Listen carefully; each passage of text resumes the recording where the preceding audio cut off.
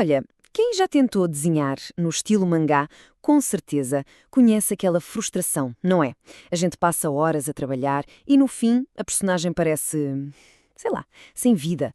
O traço está correto, a forma está lá, mas falta alguma coisa, aquele tchan. É uma barreira super comum e muito real. Mas aí a gente olha para o trabalho de um profissional e parece mágica. Com pouquíssimos traços, eles conseguem criar uma explosão de emoções. Como é que pode? Como é que linhas tão simples conseguem comunicar tanto sentimento? Pois é, existe um segredo por trás dessa força emocional do mangá e é isso que vamos desvendar hoje. Muito bem. Para a gente entender a solução, primeiro a gente tem que encarar o problema de frente. Muitos artistas chamam a isto de a muralha do iniciante. E aqui estão os culpados mais comuns, olha só. Proporções que parecem estranhas, aquela dificuldade em fazer um traço limpo e confiante, perspectiva que não convence e, claro, o grande desafio, as expressões faciais. Se algum destes pontos soa familiar, é porque faz parte da jornada de quase todo o mundo que começa a desenhar. Mas aqui é que está o pulo do gato. Estes desafios não são falhas. São, na verdade, o primeiro passo para aprender algo completamente novo. O mangá não segue as mesmas regras do desenho realista. É literalmente como aprender uma nova língua, com a sua própria gramática e vocabulário. Então, vamos mergulhar nesse primeiro conjunto de regras novas, começando por um dos maiores desafios de todos, a anatomia. O que é realmente interessante aqui não são só os números, mas a filosofia por trás de cada estilo. O desenho acadêmico usa a proporção da cabeça para alcançar o realismo, certo? Um corpo com 7 cabeças e meia ou 8 cabeças. Já no mangá, essa regra é totalmente flexível. Uma personagem pode ter 6, 9 ou até mais cabeças de altura. A proporção não serve o realismo, serve o impacto. E esta imagem aqui, nossa, ela resume tudo perfeitamente. Os artistas de mangá distorcem as proporções de propósito. A anatomia está ali para servir a narrativa, para acentuar uma emoção ou uma característica da personagem, não para ser uma cópia fiel da realidade. E é agora que a gente chega no coração da coisa. É aquele momento da virada, sabe? Quando a perspectiva muda e passamos das dificuldades técnicas para a verdadeira essência do que torna o mangá tão poderoso. Olhem só esta citação de um estudo académico brasileiro, que resume tudo de forma brilhante. O mangá não é só um estilo de desenho, é uma linguagem completa, projetada para comunicar emoções de forma rápida, direta e eficaz. Então, o que é essa tal de linguagem visual? Pensem assim, é um sistema de símbolos e regras que a maioria das pessoas entende sem precisar de uma única palavra. Dominar o desenho de mangá é, na verdade, tornar-se fluente nesta linguagem. Então, vamos lá, vamos abrir o dicionário desta linguagem e ver como é que ela funciona na prática. E vamos começar com a parte mais importante de qualquer personagem de mangá. No mangá, os olhos são, sem exagero, a janela da alma.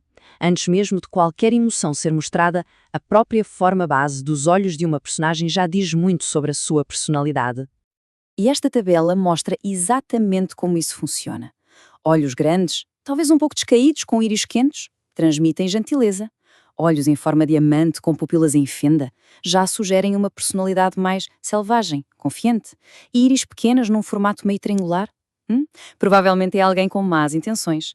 Cada formato é uma escolha deliberada para comunicar um arquétipo de forma instantânea. Ok, se os olhos são o substantivo que define quem a personagem é, os símbolos emocionais são os verbos e os adjetivos. Eles são a gramática que mostra como a personagem se sente em cada momento. Vamos começar com um super clássico, a gota de suor. Não significa que a personagem está com calor, é um atalho visual universal para constrangimento, nervosismo ou uma situação embaraçosa. Outro ícone, a veia a saltar na testa. Não é preciso um balão de diálogo a dizer "estou zangado".